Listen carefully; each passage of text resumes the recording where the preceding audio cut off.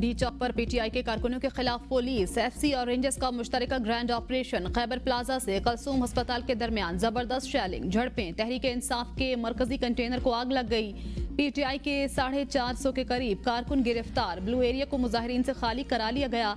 जराये के मुताबिक वजीर आला अली अमीन गंडापुर और बुशरा बीबी एक ही गाड़ी में बैठकर चले गए। पंजाब और केपी को मिलाने वाला अचक पुल एक बार फिर बंद। ऑपरेशन के बाद डी चौक में मीडिया से गुफ्तगू करते हुए वजीर दाखिला मोहसिन नकवी ने तस्दीक करते हुए कहा, बुशरा बीबी और अली अमीन गंडापुर अभी तक तो फरार हैं। कल से स्कूल खुल जाएंगे, इंटरनेट और सड़कें आज खोल दी जाएंगी। डी चौक में मीडिया से गुफ्तगू करते हुए कहा, पीटीआई से कहता हूँ बस कर दें, कब तक ऐसा करेंगे। पकड़े गए अफगानों से मुतल्लिक फैसला कर लिया, 2-3 रोज में सामने लाएंगे। पहले रोज से कह रहा था मुज़ाकरात नहीं हो रहे।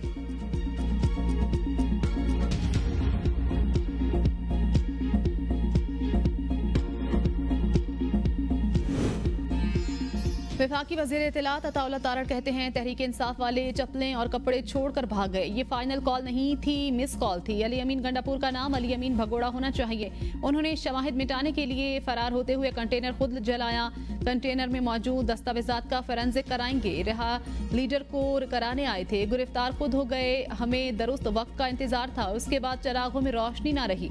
इत्तलात हैं कि मोनाल की तरफ से फरार हुए हैं, कहीं पानी मिले तो शर्म से डूब मरे। उन्होंने कहा, मीडिया दफातर पर हमलों का अफसोस है।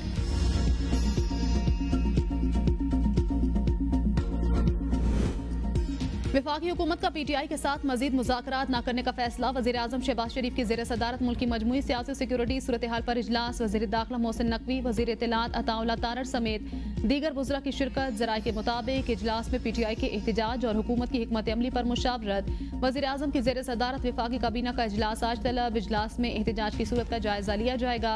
वफाकी वज़ीर दाखिला और सेक्रेटरी दाखिला ब्रीफिंग देंगे। पीटीआई मुजाहिरीन से निमटने के लिए अहम फैसले मुतवक्के।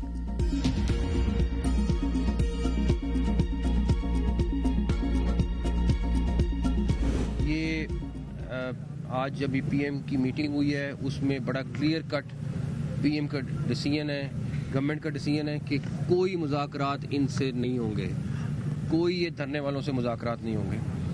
जो जानी नुकसान, जो माली नुकसान हो रहा है, पिछले 2 दिन में हुआ है, उसकी जिम्मेदार एक औरत है जिनका नाम मैं पहले भी बता दिया आपको।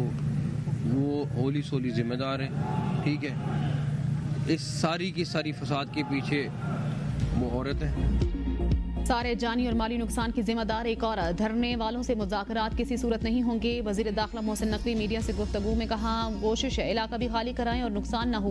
पीटीआई में फसाद की जड़ सिर्फ एक खुफिया हाथ जो सब पर भारी, बाकी सारी जमात जीरो। पीटीआई वालों से हर तरह बातचीत की कोशिश की, इनका एजेंडा कुछ और है। सिर्फ मुतालबात होते तो ऐसा ना करते। तहरीक इंसाफ के साथ समझाने जाने का फैसला हुआ, मगर खुफिया लीडरशिप फैसला कर रही है। खुफिया हाथ पार्टी को टेक ओवर कर लेगा, ये देखते रह जाएंगे। हुकूमत किसी सूरत जानी नुकसान नहीं चाहती, पुलिस एहलकार नहीं। मुजाहिरीन शेलिंग कर रहे हैं। खैबर पख्तूनख्वा हुकूमत ने मुजाहिरीन को शेल फराहम किए। 4,500 का एक शेल आता है। इतने ज्यादा शेल कहां से आए? पुलिस को फ्री हैंड दे दिया, जिस तरह चाहे मुजाहिरीन से निपटे। जो आए हुए हैं उनके बैकग्राउंड हमने चेक करवा लिए। वज़ीर दाखिला का डी चौक का दौरा, पुलिस और रेंजर्स एहलकारों से मुलाकात। आंसू गैस से मुतासिर हो गए। मोहसिन नकवी अपने चेहरे पर पानी के छींटे मारते रहे और गीले रुमाल से मुंह साफ करते रहे।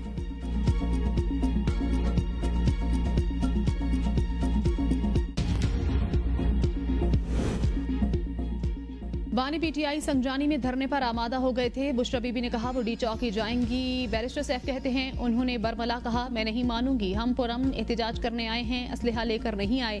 जिद और हटधर्मी ना हो तो मुज़ाकरात से मसाइल हल हो सकते हैं। मुज़ाकरात में मोहसिन नकवी समेत दीगर शख्सियात शामिल थी। मोहसिन नकवी का बयान दुरुस्त नहीं। पीटीआई के साथ जो रवैया रखा गया वो ठीक नहीं। हमारे एहतजाज का पहला मरहला मुकम्मल हो गया। राब्तों के बारे में मुनासिब नहीं समझता कि तफसील बताऊं। हमारे खिलाफ तशद्दुद हुआ है, हमें कोई खुला रास्ता नहीं दिया गया। हुकूमत की गैर मंतकी बयानबाजी और इकदामात ने मसला बिगाड़ दिया। हमारे खिलाफ तशद्दुद के इल्जामात की तहकीकात करें, झूठ ना बोलें।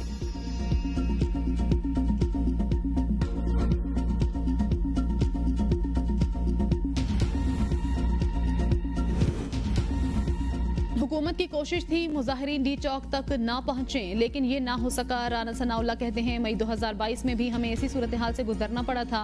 3 मकामात से मुजाहिरीन को रोका जा सकता था। इनकी कोशिश थी कि डी चौक पहुंचें, वो पहुंच गए।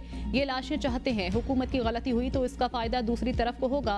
हुकूमत और कानून नाफिज करने वालों को अपना काम करना चाहिए। डी चौक पर बैठना आसान काम नहीं, फर्क आएगा। हमें जल्दी नहीं करनी चाहिए, थोड़ा वक्त देना चाहिए। 10-12 हजार लोगों में कमी या इजाफा होना चलता रहेगा, इससे इनकलाब नहीं आएगा। बानी पीटीआई मसले के हल की तरफ जाने के लिए तैयार नहीं। सियासी जमातों के दरमियान बातचीत ही मसले का हल है। कल रात तहरीक इंसाफ वाले बानी पीटीआई से मिलकर आए। बानी पीटीआई कल रात की बात पर मुत्तफिक होते तो कोई और बात न होती।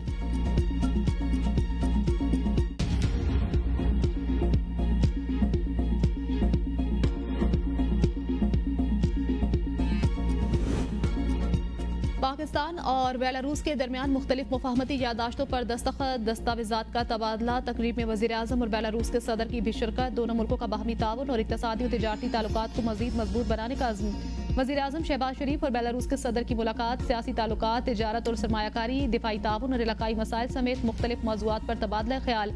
दोनों रहनुमाओं का दो तरफा ताल्लुकात के तमाम पहलुओं में मुस्बत पेशरफ्त पर इत्मीनान का इजहार। मुश्तरका प्रेस कॉन्फ्रेंस में शहबाज शरीफ ने कहा, पाकिस्तान बेलारूस से ताल्लुकात को कदर की निगाह से देखता है। बेलारूस के सदर का ये दौरा दोनों ममालिक के दरमियान ताउन और शराकतदारी की नई राहें खोलने में इंतहाई मददगार साबित होगा। बेलारूस के साथ मुआहिदों को फौरी अमली जामा पहनाएंगे। बेलारूस के सदर की वज़ीर आज़म हाउस आमद पर वज़ीर आज़म ने मुअज़्ज़िज़ मेहमान का इस्तकबाल किया।